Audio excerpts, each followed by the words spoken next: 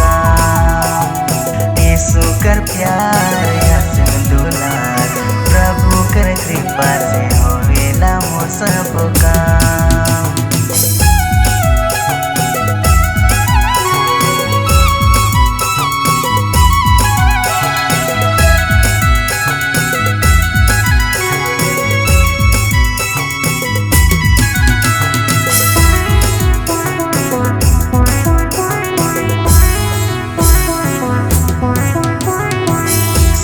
बनी यीशु मोर संग रहेला, हर पल हर समय साथ मोर देवेला।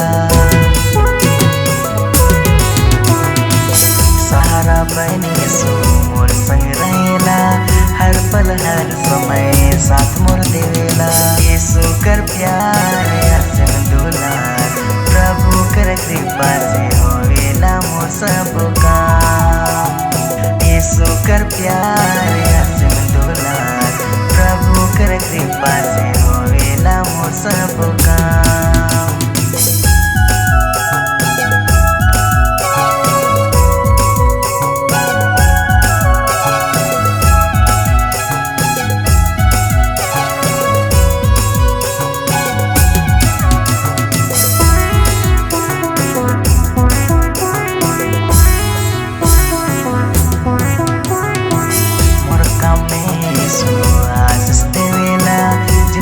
कमी घटी पूरा करेला,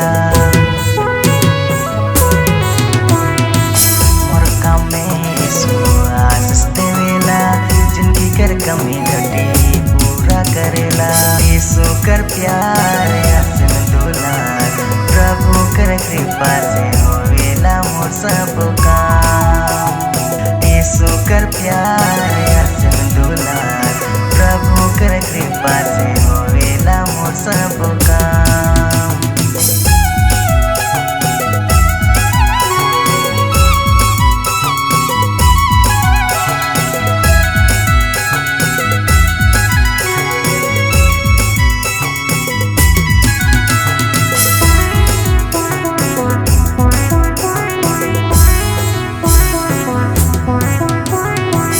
दुख कर बेरा में दिलासा देवेला, आशा निरस से मुँह के भरेला।